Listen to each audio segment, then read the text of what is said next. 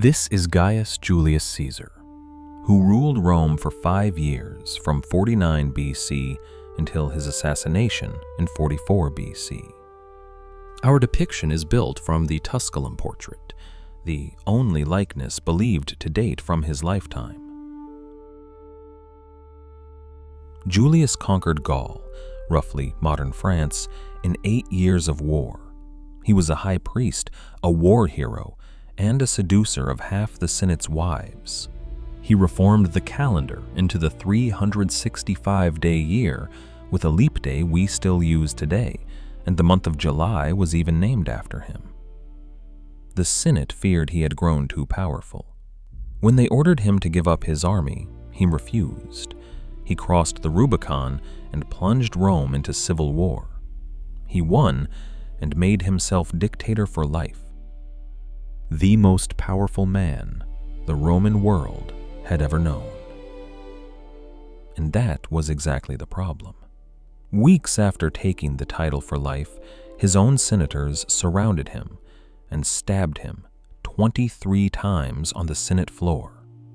He died at the foot of a statue of his old rival, Pompey. But his name never died. It became the very word for ruler, echoing for 2,000 years in the names Kaiser and Tsar. Now, this is Nero, Emperor of Rome from 54 to 68 AD, and the name that became shorthand for tyranny. Our depiction is built from his portrait in the Capitoline Museums, carved between 62 and 65 AD, near the height of his reign. Nero took the throne at only 16 years old and spent 14 years proving how much damage one man could do. He had his own mother murdered, then a wife, and indulged every appetite the throne could feed. When fire tore through Rome for 6 days and leveled half the city, the rumor spread that he sang while it burned. Then he pinned the blame on the Christians and had them torn apart by dogs, crucified, and burned alive. Nero saw himself not as a ruler, but as an artist, a singer and charioteer who forced senators to sit through his performances and applaud. In the end, the army turned, the Senate condemned him, and he fled the city to take his own life. His reported last words: that the world was losing a great artist. With him died the entire dynasty founded by Augustus Caesar.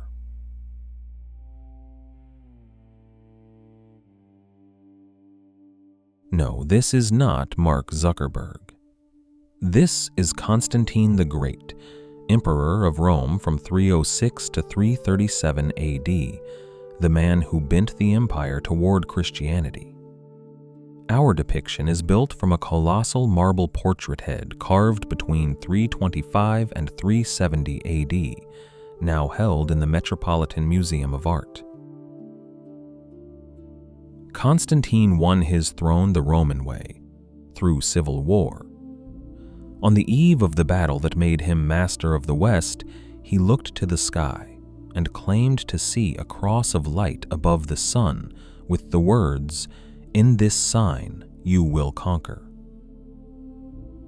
He ordered his soldiers to mark their shields with the symbol of Christ, and he won. From that moment, the same Christian faith that Nero had tortured and martyred became the faith of the emperors who followed. Constantine ended the persecutions and poured the wealth of Rome into a religion that had been illegal a generation earlier. Then he did what no emperor had dared. He moved the empire's capital east, founding a new city and naming it after himself, Constantinople, a city that would outlast Rome itself by nearly 1,000 years.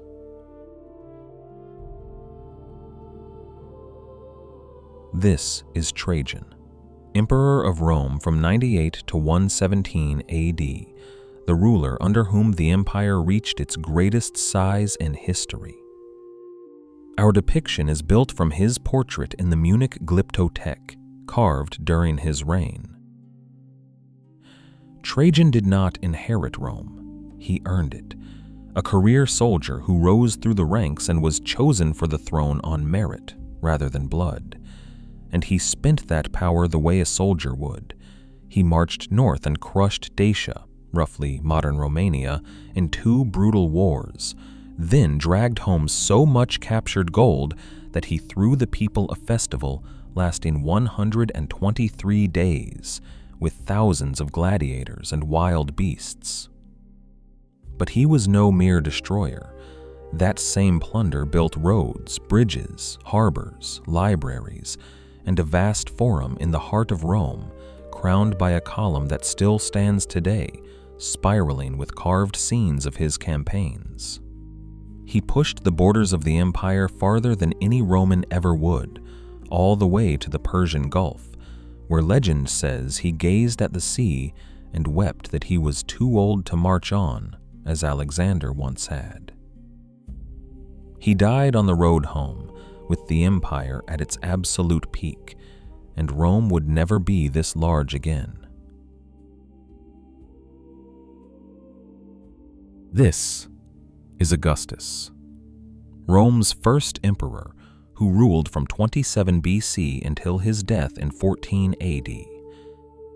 Our depiction is built from a head of Augustus carved in the first half of the 1st century, one of countless portraits that kept him forever young, calm, and in command.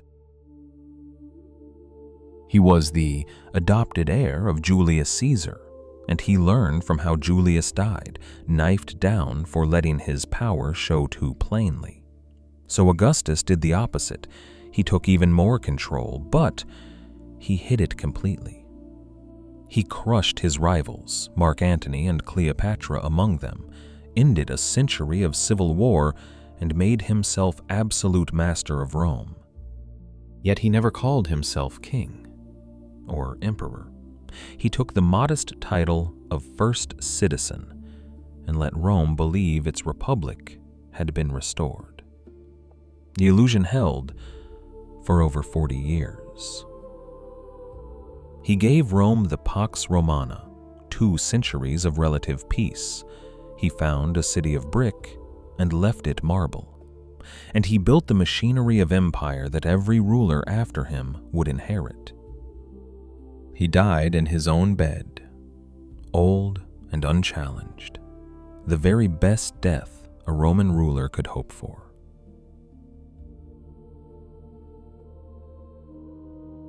Now, this is Antoninus Pius, Emperor of Rome from 138 to 161 AD, and the rarest thing in this lineup, a ruler with almost no blood on his hands.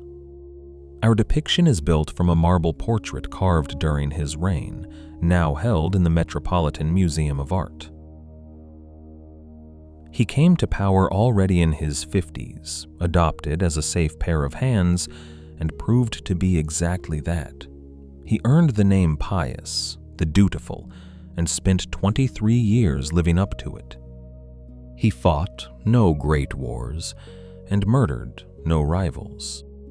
While other emperors marched across the world, Antoninus barely left Rome, the last emperor to rule the empire from inside its own capital. He kept the treasury full, the provinces fair, and the peace unbroken. Historians would later call his reign the period when the human race was at its happiest and most prosperous.